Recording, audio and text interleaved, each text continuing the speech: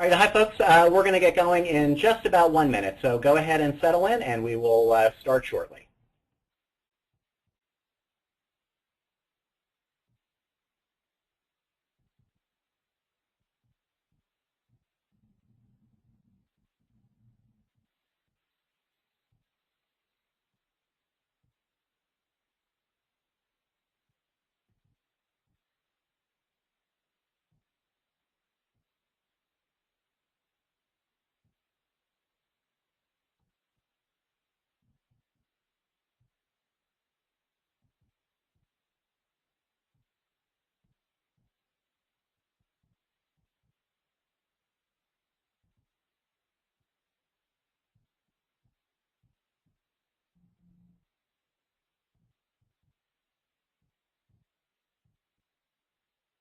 Hello, everybody, and welcome for you, and thank you for attending the National Human Services Assembly's Framing 101 webinar. I'm Dr. Jarl Crocker. I'm the program manager for our framing work. And I'm Bridget McCabe. I'm the program associate on the framing work.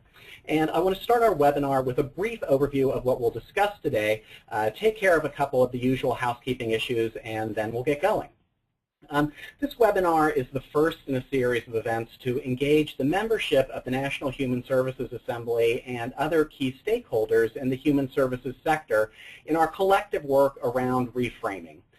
Over the last year, the Assembly has been working with our partners in this project at the Frameworks Institute, and you can hear more about the results of the research that they've been conducting for us next Wednesday, the 25th, on the second webinar in this series, and you should have invitations to that webinar as well. As we complete the initial research for the first phase of this project, we're now reaching out to our members and other key stakeholders as we plan the second phase, and that's what we're here today to talk about, that will focus on translating the research that we've been conducting on framing and human services into action. So with that in mind, we have four key objectives for today's webinar. The first is to continue our work introducing the project to our members and other stakeholders in the sector, so people can know about the work that we're doing and what it entails. And so we'll begin with a very short overview of how the project got started and then talk in more detail about what we've been doing. The second goal is that we want to explain the concept of framing. A key objective of this project is to give our sector a new set of tools and skills to be more effective in how we communicate to the general public and policymakers. And we think that framing has incredible potential to help us build the public will to support our sector and also make the case for the work that we do.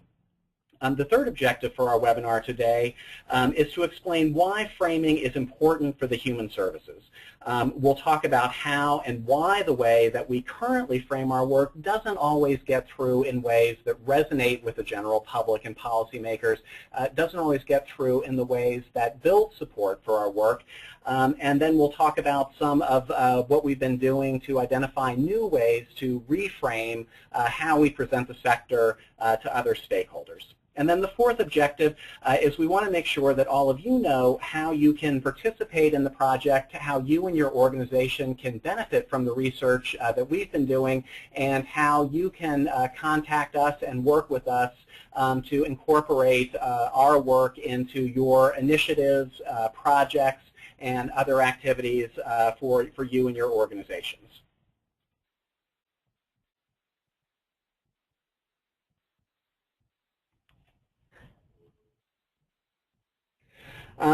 The National Human Services Assembly is an association for the nonprofit human services sector. We currently have 85 members, and we've actually just celebrated our 90th anniversary. And the Assembly and our members work on human services issues, as we say, from cradle to gray. So we work with the whole scope of human development. We work with youth, families, people with disabilities, and older adults. So we cover the entirety of the types of services and programs and activities that the human services sector provides. As part of this project, we've been having individual discussions with our members, and we've also been connecting with other national human services organizations like the Association for American Public Human Services Association, so working with our partners on the public sector side. And again, it's important to emphasize that this project is something that we need membership engagement and energy and interest in, and so again, a big reason why we're doing this webinar is to make sure people know about this work and how they can participate in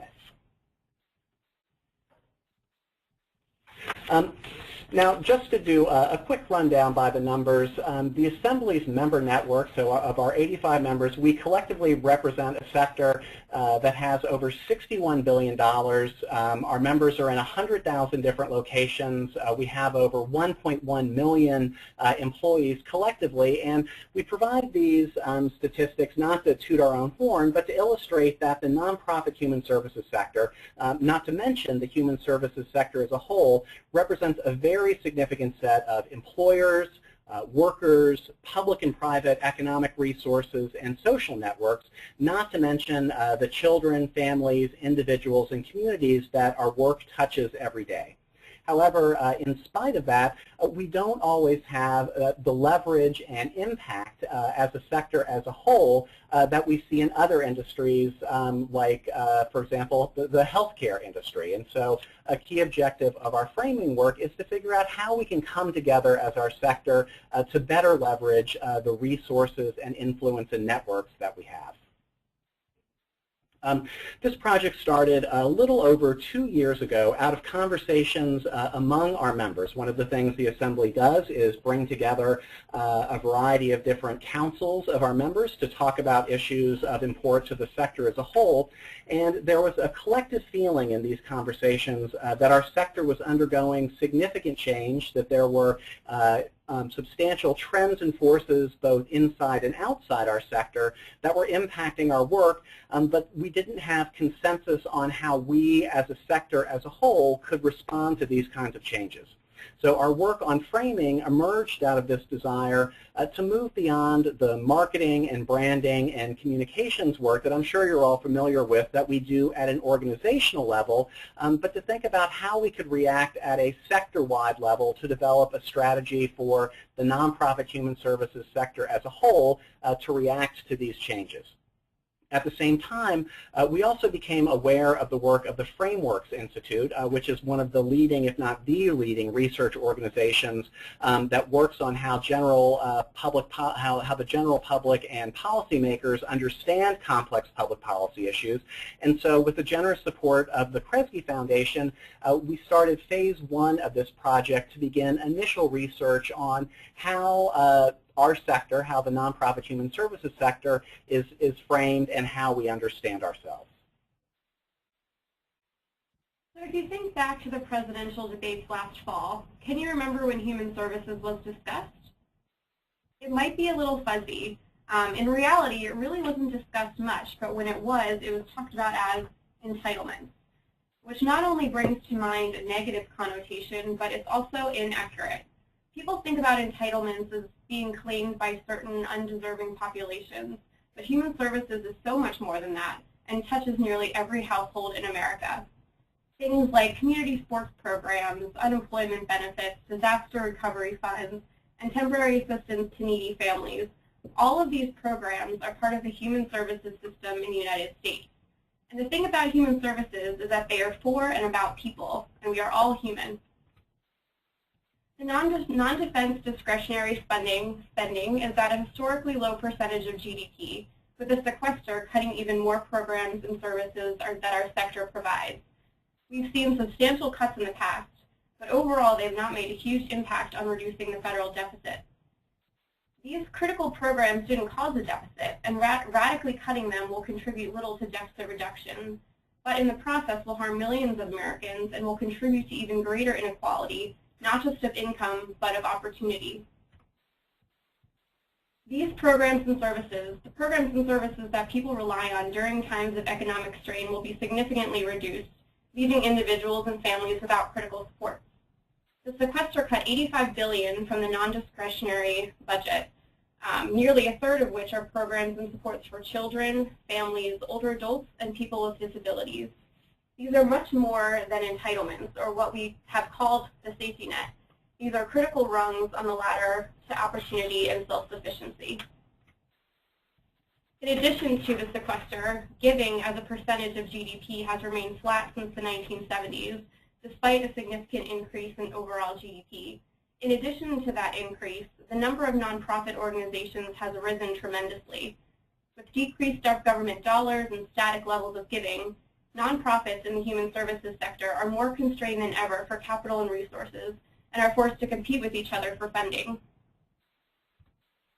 In a recent Wall Street Journal poll, Americans identified that the #1 reason for the continuing problem of poverty was that people relied too much on welfare, which prevents initiative. And as a field, we have an enormous amount of data about our work, the sources of social problems like poverty, their magnitude, their impact, our outcomes, and what works. Decades upon decades of experience and expertise. But that doesn't always, or even often, result in public understanding and support. So between the sequester, the rate of giving, and the public's misperceptions about human services, we see that human services as a field has clearly reached a point of inflection. Dissonance happens as sectors and industries change, and they must adapt from old ways to new, or risk going out of business entirely. One example is journalism. Journalism had also reached a point of inflection with the rise of the internet as a dominant mode of communication. And this is demonstrated by the fact that most of us probably read our Washington Post online, on our smartphones, or on tablets, instead of physically picking up a newspaper. So the challenge, illustrated by journalism, is how do we react proactively? We, as a sector, have reached a critical inflection point where we need to increase the visibility and importance of our sector to get our message across in ways the public understands, or will continue to suffer death by 1,000 cuts.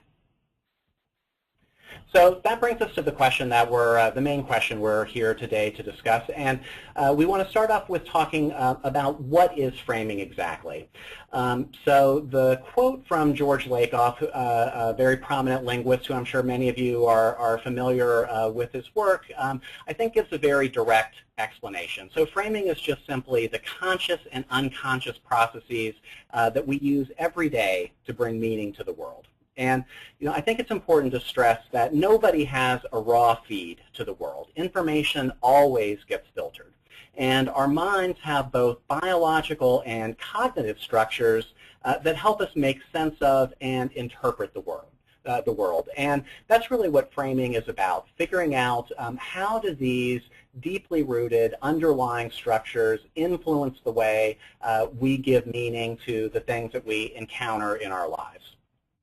So when we send out messages, say, for example, the impact of poverty on child development, or the importance of human services for an aging population, these messages get interpreted by other people in the context of these underlying frames. And I think it's helpful to distinguish framing from related fields like communications and marketing and branding, all activities that I'm sure most of you are familiar with. But I think one of the main distinctions is that framing takes a much more strategic, big picture approach to trying to figure out how is it that these underlying frames operate, and how can we connect with them in ways that resonate more deeply with the general public and policymakers. So what exactly makes up a frame? So frames are composed of 3 different elements: values, metaphors, and narratives. And the problem that we run into when we try to communicate with stakeholders outside our sector is that we have a tendency to focus on the messages that we try to communicate while taking the underlying frame for granted. So, for example, our language is often very technical, in the same way that we have programmatic silos and service silos in our organizations and the work that we do. We also have linguistic silos, and we have very technical language that often doesn't resonate with the people that we're trying to communicate with, especially when it comes to building public will and building public support for the work of the sector. And what we need is a new way to talk about the values of our work, the outcomes that we produce, why our work is important, and we need to talk about it in a way that resonates more deeply with these underlying frames, these values and metaphors and narratives that all people use as their collective frameworks to understand the world. And frames are often deeply rooted in cultural beliefs and values. So, for example, a common frame in American culture is individualism. It's how we understand the way the individual relates to society. So values stress the importance of the individual. You're familiar with common metaphors in our culture, like the man is king of his castle, or pull yourself up by your bootstraps. And of course, we all are familiar with the varied cultural narratives that we have about the individual and the importance of the individual, like the Horatio Alger story of the individual making their way in the world by hard work and by their effort. And so what the Frameworks Institute does in its work, and what they've been doing with this project, is identifying these deeply rooted underlying frames so we can better understand the context within which the general public and policymakers understand us when we try to communicate our work, and also find out where our messages and where the ways we communicate aren't getting through in ways that resonate with these underlying frames. So the overall objective of our project is to build the public will that's essential to our work by improving the way that we communicate the importance of what we do, our values, the results that we produce, the benefits that we bring to children and families and communities. And it's important to stress that this isn't just about increasing support for funding. What we want the public to connect our work to are the things that they value. When people think about human services, we want them to think about the work that we do as a sector in ways that connect with and resonate with their values, what they value, instead of it being something that is separate, misunderstood, or disconnected from their daily lives. And so the work that we're doing in the project is figuring out how to build a series of metaphors, of values, and narratives that connect with these underlying frames. So now that we've talked a little bit about what a frame is, I want to talk a bit more about how frames work. So one of the metaphors that we use to talk about framing is that frames work like grooves in a record. So when you hear a new concept, most people fall back into what we call their default frames, just like a record needle going into an old familiar groove. So for example, in another project that Frameworks is working on, they ask people in the general public, why do some children have bad outcomes? And this is a deceptively simple question, and it's not something that most people would think about on a regular basis. And so what happens in those types of situations is, just like a record needle dropping back into an old familiar groove, people fall back into their default frames. So what Frameworks found is that the frame people use to understand the question, why do some children have bad outcomes, is the default frame they call the family bubble. In other words, if something is going wrong with kids and youth, if they're having problems, then the source of those problems must be somewhere within the family. In other words, that's a very common way in our culture of thinking about what produces bad outcomes. We trace it back to the family. And the problem is that this frame leaves out many of the other factors that experts in our sector point to as causes of these bad outcomes, things like the poor economy, or underfunded schools, or unequal access to resources. The problem is when experts in human services talk about these types of solutions in the context of helping improve outcomes for children and families, these explanations don't fit They don't resonate with that underlying frame, the family bubble frame that most people who aren't experts, who don't deal with these issues every day, use to try to make sense of the question, why are there bad outcomes for some kids? And as a result, that makes it harder to build public will for the types of responses that our sector advocates, things like after-school programs or family strengthening programs. They simply don't fit. They simply don't resonate with those underlying frames that people are using to understand these complicated problems. Another example of how frames affect the way a message gets across comes from the Center for Disease Control. A few years ago, the CDC realized that they had a problem with public misperceptions about the flu.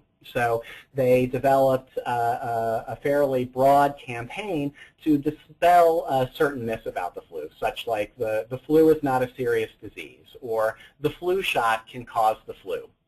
And their campaign took a fairly straightforward approach, as you see on the screen, simply stating the myth and then presenting the facts, the idea being that this would shift public understanding about the flu and then result in better public health by very straightforwardly communicating what the case really was. Now, interestingly enough, what the CDC found when they evaluated the results of their campaign were a number of alarming results. One of them was that people actually misremembered the false statements about the flu in the CDC brochure as true. Even more alarmingly, some of the subjects in the evaluation attributed the source of their false beliefs to the CDC.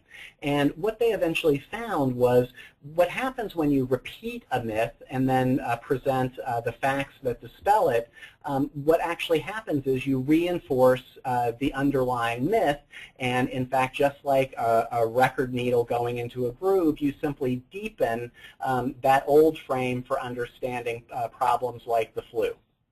And you simply reinforce the original version that you were trying to dispel. And I think this story about the work of the CDC is all too often a metaphor for how the human services sector communicates about its work. We often try to dispel myths about our work. We try very earnestly to present the facts about the good results, the good outcomes we produce. And what we don't take into account are these underlying frames that affect how people will interpret and understand those messages. And so what we need to do is figure out a new set of values, a new set of metaphors and narratives that will be more effective in resonating with these underlying frames. As we explained, there will be a webinar next Wednesday where Frameworks will present the full results of the work that they've been doing researching the frames that are currently in use in the human services sector. But we just wanted to give you one quick example of how this often works when we talk about our work, and also at least some preliminary ideas about how we can counteract the problems that we see when we try to communicate about our work. So when Frameworks talks to people in our sector and talk to the general public, one of the things that we often would do is appeal to the bad outcomes that are produced by things like child poverty, youth homelessness, juvenile delinquency, and then make an appeal to invest more.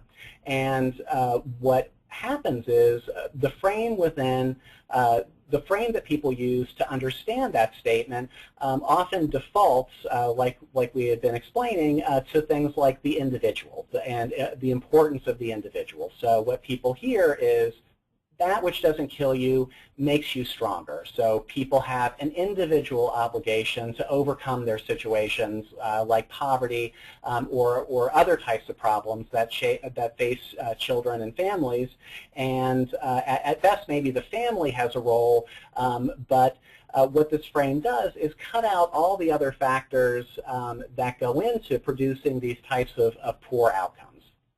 And so one suggestion that Frameworks has worked with is the metaphor of the outcomes scale. So instead of just simply making a direct appeal to the bad outcomes and the bad effects they produce, and then appeal for more investments, Frameworks has explored the idea of using the outcome scale as a metaphor and talking about how bad factors stack up on one side of the scale, and so what you need to do is balance them with good inputs, things like after-school programs, job training programs, things that right the outcome scale to produce better outcomes for children and families. So you replace the metaphor of the self-reliant individual with a metaphor of the outcome scale, and it becomes a very simple yet very powerful metaphor that most everyone can understand and relate to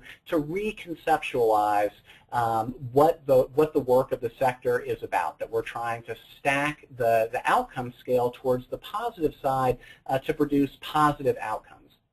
And so Frameworks will go into more detail about what they've found in their research, but we think this is a good example of what we're trying to do through this project, is to give our field these types of tools, metaphors like the outcome scale, and strategies to apply them to figure out how we can more effectively get our message across to the general public in ways that resonate with them and can build support for the kind of work that we do. So Jarl gave us an overview of framing, and we've seen how it can be effective. So what happens when we don't frame our work? As part of their research, Frameworks asked the average everyday American what they thought human services was. Some of the answers they received were along the lines of, I don't know, maybe it's something to do with human resources, which really highlights the problem we face. Americans don't understand what human services is and the services that we're talking about, or even that we're a sector at all. So how can we defend our sector against cuts and influence policymakers in the media about the importance of our programs and services when such a wide knowledge gap exists? Now, in contrast, this is what we mean by human services, things like after-school care, food banks, youth development, and so on and so forth. Our field encompasses a ton, and we often talk about the problems created by segmentation and silos because our field is so huge. We don't often look at ourselves as a whole. We might be part of a youth-serving organization, or our organization focuses on people with disabilities, but overall, we don't self-identify as being part of a larger field. If we think back to what healthcare was in the 1920s, it consisted of nursing, pharmacy, psychiatry, physical therapy, but now if someone says healthcare, we see it and understand it as a major driver of the economy. That's what we want for human services, to be an understandable whole. And it is tempting to believe that we can come up with a language that can get our message across. We have great communicators and marketers in our organizations, but we often run the risk of reinforcing potentially negative frames. For example, the term safety net doesn't land well. It's a metaphor that appeals to us and is widely used not only by the sector, but policymakers in the media, but it falls into the trap of the nanny state, takers or dependents, or as Paul Ryan coined it, the hammock. However, in contrast, an image of a ladder or an on-ramp to opportunity lands in the idea of climbing or propelling yourself up or through your own efforts, which is a deep-seated American value. Part of our goal is to tap into these pre-existing frames that exist in American culture and more effectively get our message across. So what we want to do now is conclude with talking a little bit about where we're going with this project and what we see as being phase 2 of the work now that we've completed the initial research and have the results from Frameworks that help us identify what are the frames that we're currently using and where are they not connecting with the general public. So I think it's very important to stress that we haven't developed these new frames, these new narratives, and that's in part what we need help from all of our members and other stakeholders in the sector as we move forward with the project. But we want to share our initial ideas for the general direction that we're moving for phase 2, and also, more importantly, get feedback from all of you and your networks about how we move forward with phase 2 of this project. So again, the strategic objective as we move forward is to root the messages that we use to make appeals for our work, to engage stakeholders who are outside of our sector in these common underlying frames, these shared beliefs. So things like everyone should be a healthy, productive, contributing member of the community, that everybody should have access to opportunity. And so one of the things that Frameworks is doing for us as we move into phase 2 is identifying what are these underlying shared beliefs that we need to appeal to so we can have our messages resonate in ways that, that build support for our work by connecting it with these values that are broadly shared in the rest of society. Again, these are not necessarily the frames that we'll end up using, but some of the frames that Frameworks has found that are effective in other projects they've done are things like prosperity or health or connectedness. So just to take that first example, what Frameworks has found is the idea of prosperity resonates across a broad cross-section of American society. Now, we don't always frame the importance of the work we do, the results that we produce through providing human services in terms of prosperity. But one of the things that Frameworks research suggests is appeals to prosperity, the idea that investing in families, in children, in neighborhoods will create a more prosperous society for everyone is a very effective way to connect with these underlying values. And so as we move forward, our strategy is focused on trying to figure out, first of all, what these underlying values are, and that's the work that Frameworks is doing.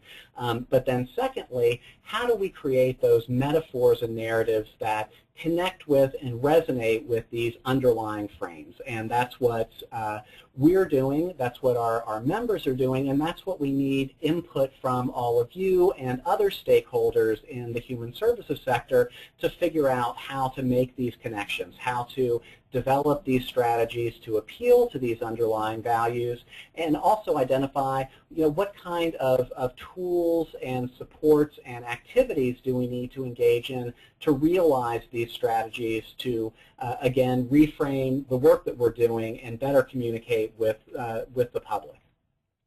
So again, this is not exactly what it may look like when we're actually finished with it, but we wanted to present you with an overall strategic vision of the kind of changes that we're looking to make. So for example, we often talk about human services as fixing problems, which creates a very technocratic frame for understanding our work. An alternative would be to talk about building human development and progress, so reframing what we're doing to encompass a much broader, more positive frame. Again, moving from abstract concepts, the technical language that we often use, to language that emphasizes whole communities, whole individuals in a way that people can relate to.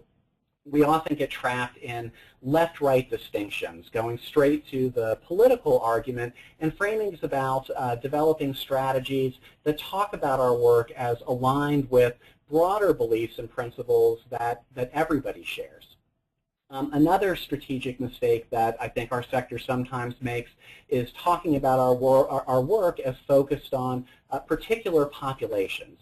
And so the solution in that case is to try to figure out how to reframe our work to emphasize the benefits that the types of services we provide, what we do for children and families and communities, as having benefits for everyone, me and my family, instead of those people. And so as we move forward into phase 2 of our project, what we're trying to do is reach out to our members and other key stakeholders in our sector to think about what strategies do we need to change the way we communicate about our work, to move from the old way that we've framed ourselves, the way that we tell the story about the work we do, why it's valuable, and the results that we produce, to create new frames that, again, resonate in a much deeper way with the general public and policymakers.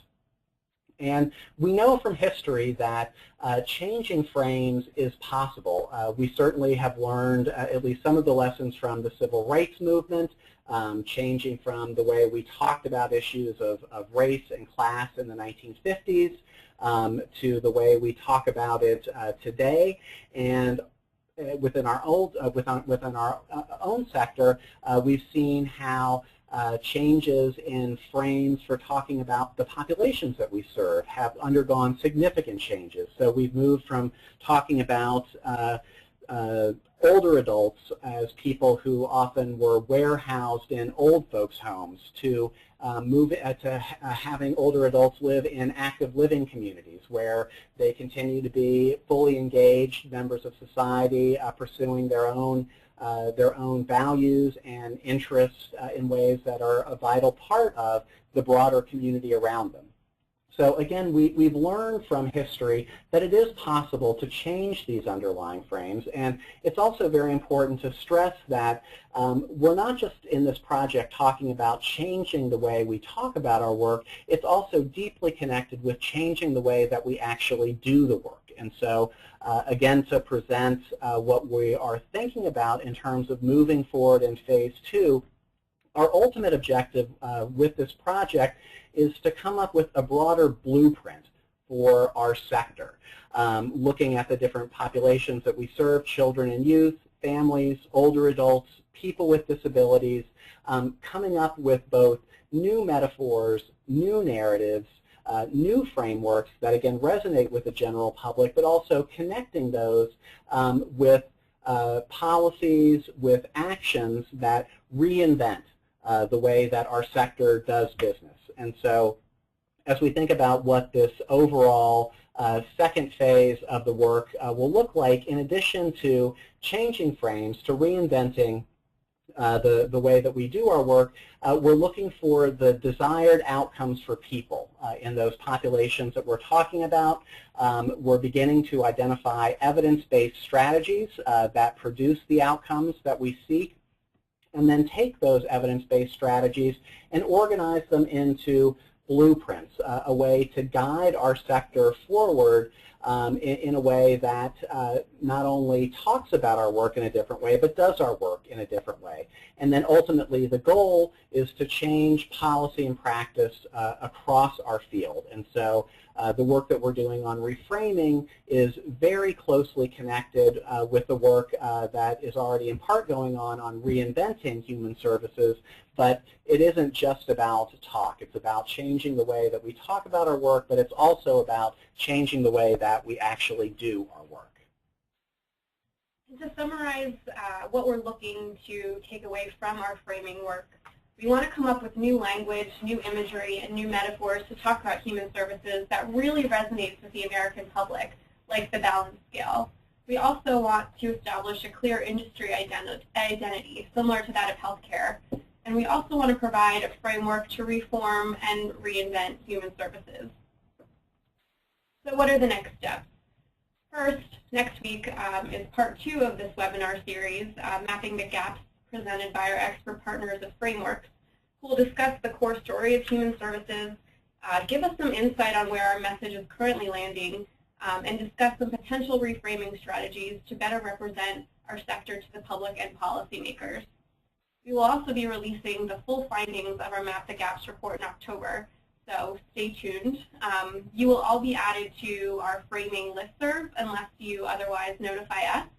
And we will be sending out that full report, which really has a lot of insightful findings that Frameworks put together for us. And we'd also encourage you to peruse through Frameworks' extensive resources on framing and to check out the work that they've done on issues like early childhood development, immigration, economic security, just a whole host of really incredible resources on framing on their website. And lastly, how can you connect with us? So the Map the Gaps report completes phase 1 of our reframing initiative, and we're looking for your input as we explore options for phase 2, which includes further research and applying what we've done. So like Jarl mentioned earlier, we've talked to a handful of our members and key stakeholders about what this might look like, and we would ask that you reach out to us if you think of opportunities for us to speak about framing with your staff or conference presentations. ways this work connects with ongoing initiatives and projects at your organizations, and different kinds of supports or resources we could develop as part of this project. So we'll be sending out copies of the slides, and the recording of the webinar. Our emails are provided, and I think we do have a couple minutes for some questions. If you just want to type in the chat feature, we'll start taking questions. Right. And we're also more than happy to respond to if you have any longer questions or you want more information, please email Bridget and I.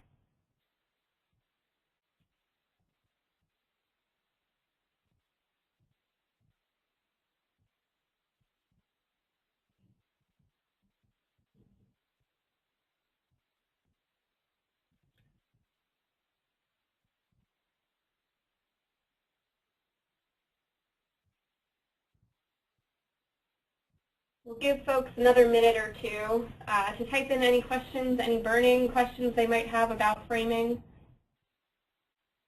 Right. And again, we're more than happy to follow up with you directly. Just send us an email and we can set up a time to talk or provide you with additional information about the project and also talk to you about ideas that you might have about what we can do for the second phase of the work.